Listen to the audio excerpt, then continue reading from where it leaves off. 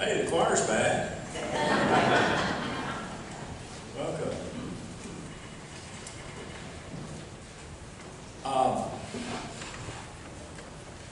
Have you heard this scripture before?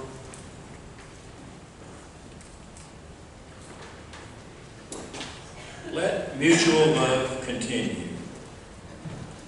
Do not neglect to show hospitality to strangers, for by doing that, some have entertained angels without knowing it.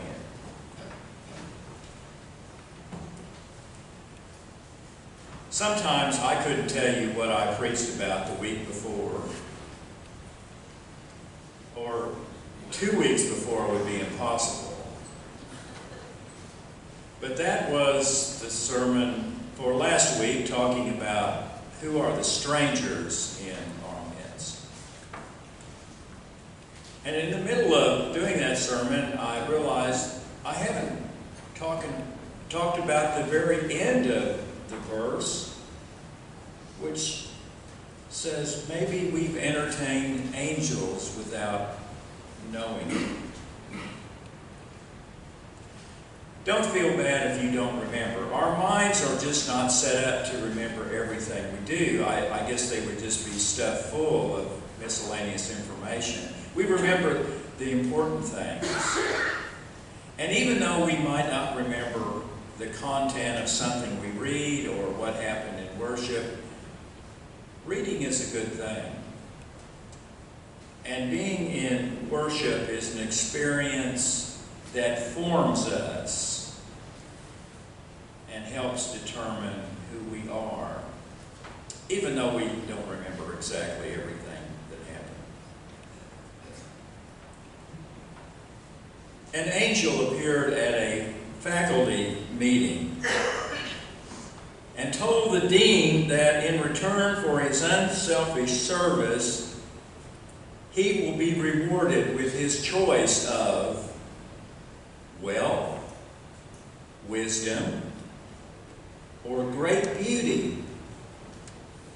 Without hesitating, the dean selected wisdom. "It is done," the angel said, and disappeared in a cloud of smoke. The other members of the faculty present with the dean were amazed. And finally, one of them whispered, "Now that you have infinite wisdom, Dean, say something." There was a long silence, and the dean looked at them and said, "I should have taken the money."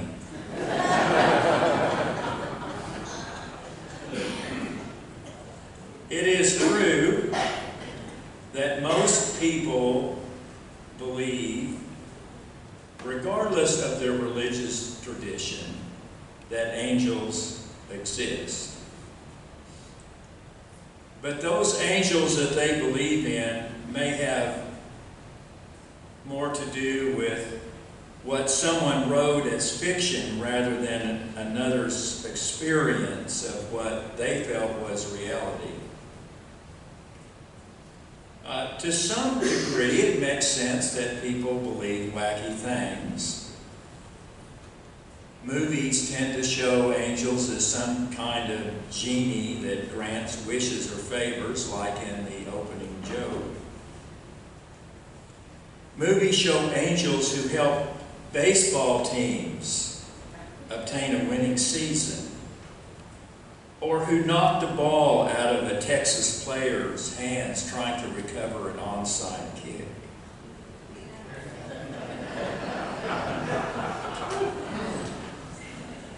Or they show how angels are always trying to earn their wings, and movies tend to insinuate that angels aren't too socially aware.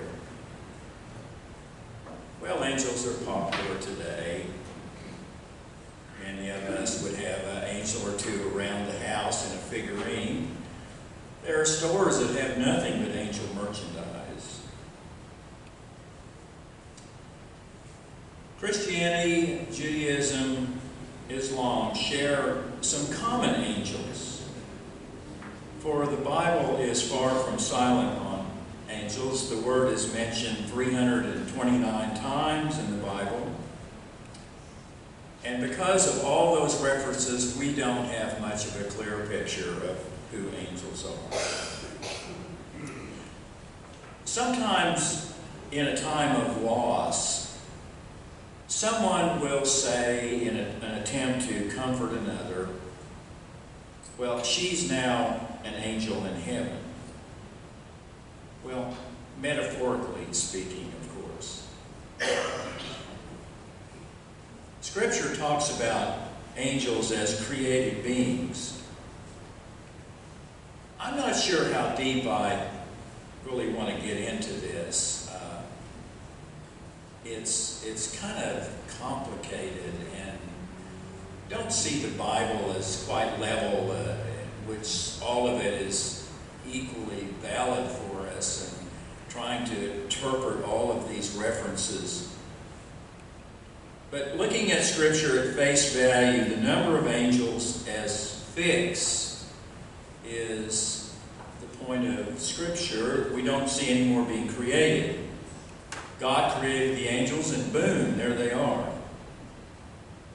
Humans take care of our own creation. Angels are just always there. In the end of Gospel of Matthew, Jesus says, at the resurrection, people will neither marry nor be given in marriage. They will be like the angels in heaven. I don't know what all of that means. Are we assuming that angels do not have gender? Nor are they male or female in the human sense. However, when they are referred to in Scripture, they are always referred to in the masculine side. But of course, the Bible was written in a very patriarchal time. Their numbers are associated with the stars, which means there may be billions or trillions. Talk about angels in training or working for their wings makes no sense if there are never any new angels, for they have existed for quite some time. And we also would infer from Scripture that angels are forever, like Jesus' words in Luke. They can no longer die, for they are like the angels. They generally operate unseen to the human eye, but they are spiritual beings. And while Jesus tells us that spiritual beings do not possess flesh and bone, as in Luke 24, 1 Corinthians talks about there are heavenly bodies and earthly bodies, but the glory of the heavenly bodies is one kind, and the glory of the earthly bodies is another. So it seems that angels have some kind of body, but the body that they have is, for the lack of a better word, alien to us. After Jesus' resurrection, he had a body, but it was a real body, but it was transformed into a different kind of body. It is, again, so different that we cannot comprehend it. Angels keep showing up in Scripture, being helpful, giving direction. Sometimes they appear to be very human, and other times, well, like the prophet Balaam in the book of Numbers, an angel appears as a scary figure with a sword, and it scares Balaam's donkey, and then brings Balaam's donkey to talk. What? Back up a little bit. People talk about a guardian angel. That is more from a Catholic tradition than from Scripture. One would find a little stretch of Psalm 91. To think about we all have guardian angels is very pleasant, but where was your guardian angel when things went south? If these guardian angels are so effective, then why do we get sick or hurt or disappointed or down? It's all complicated. Spiritual beings are messengers, And in the Greek word, messenger is angelos, where we have the word angel. And many times when angels show up in Scripture, their first words are, "Do not be afraid." There must be something about their presence that is frightening. Let mutual love continue. Do not neglect to show hospitality to strangers, for by doing that, some have entertained angels without knowing it. You have undoubtedly heard the story of a man in his house when the waters began to rise in a terrible flood. And a truck came by and offered him a ride out of the neighborhood. He said, "No, God will take care of me." And the waters rose some more. And a boat came, and he said, "No, God will take care of me." Finally, he climbed upon his roof as the waters rose higher, and a helicopter messaged him with their loudspeaker to grab hold of the ladder, and he hollered back, "No, God will take care of me," and he drowned. And when he got to a holy place, he wanted to see the Lord and wanted to know why he didn't take care of him. And the Lord said, "Well, I sent a truck and a boat and a helicopter." I've asked a number of people about, have they experienced an angel visiting? Well, most honestly have said, not really.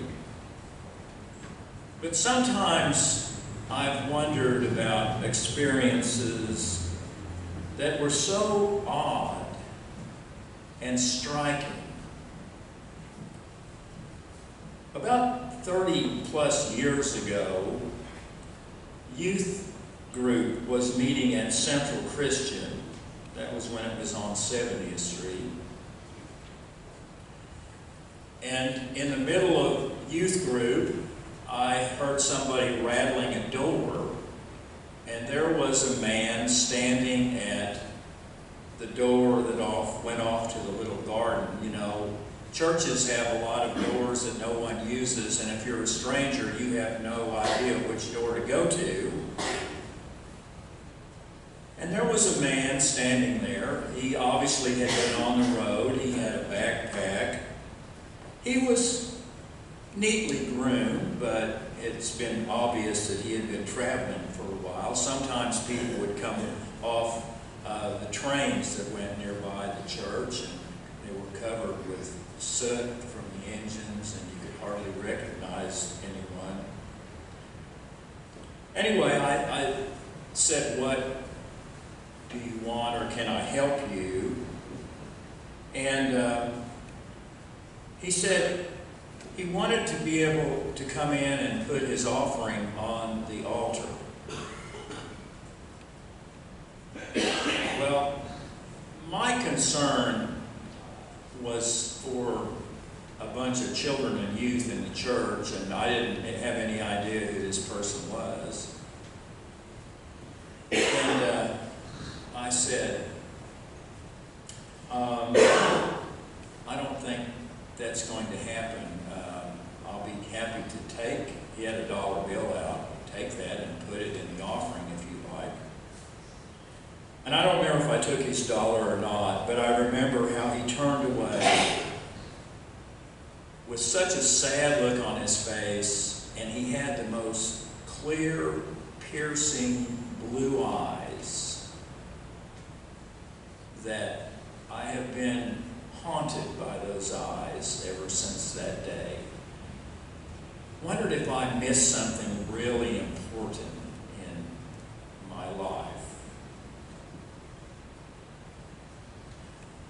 Kathy and I were thinking about stories of angels that might have appeared in our lives. In 1991, her mother had suddenly died, and we were trying to quickly get up to Missouri to be with the family. We were driving a somewhat dated conversion van at the time, and we were on I-30, and all of a sudden smoke started pouring out of the back of the van. Copious amounts of smoke, and pulled over and had hardly gotten stopped. And then this man appears, and I didn't think anybody was, close behind us or anything. This man appears and says, "What is your problem?" And he looked at things a little bit, and the smoke died down. And he said, "I know someone at a garage up in Prescott, which wasn't too far up the road." And he said, "I think you'll be all right if you'll drive up there. Follow me." So we followed him on up to Prescott, and he pointed to the garage, and I stopped, and he got out of his car, and I thanked him, and he said, "Well, I've got to get on to work," and he was gone. I mean, not mysteriously gone, he drove away.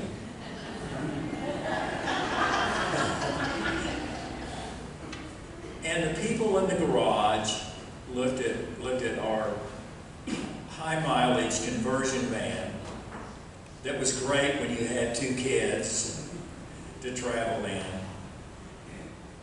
And they said, "Oh, you just have a gasket leaking and a bunch of oil had dripped on your exhaust manifold. Not really a problem." So we went on our trip. Maybe we would have figured that out, but it was certainly comforting to have someone who was able to be with us at a stressful time, point out how we could get help, and then go on the way. I don't know. I asked Ellie about angels, and she said, angels sometimes are people in need that let you do something that is really meaningful to you. Well, I had certainly never thought about it in that way. Because some of our most rewarding moments have to do with being able to help someone. And most of the time, that's probably not been a stranger.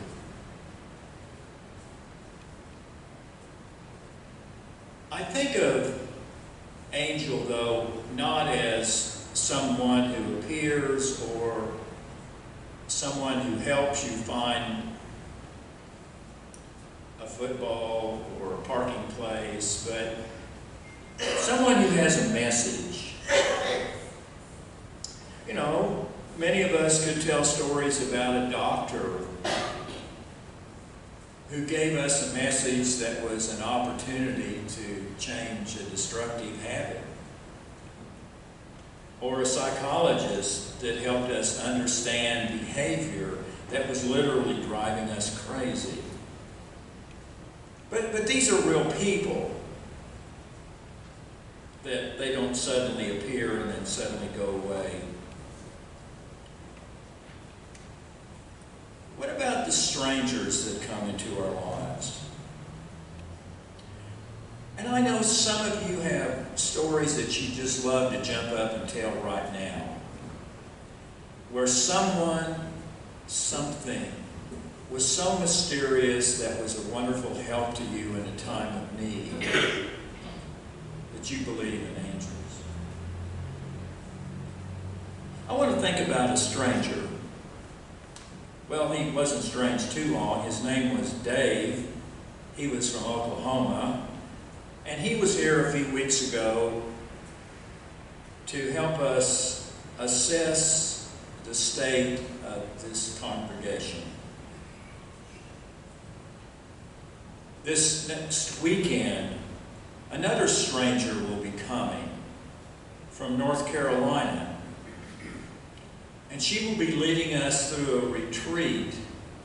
to help us begin to put together a plan for our future. She is preceded by a 63-page document that, as the senior minister, I've been able to look over, and copies will be available following the retreat. It begins with this sentence: Kings Highway Christian Church in Shreveport, Louisiana is at a crossroads moment in its history. That report is a mirror to who we are, our people, our facility, our finances, our community. The introduction ends with these words: this process is ultimately designed to help the leadership, that is, the leadership of this church, have a healthy and holy conversation that engages all interested members in creating a future story. Could these people be angels that help us recover, retrench, reformat, replan? On the 11th of June in 1923, a document was signed here. Well, I guess not here, because this building was just an idea. It was on these grounds. It was the corporation charter. And it says, the object and purposes of this congregation is to teach and spread the Christian religion and to engage in such religion and charitable work as may be and is incident thereto.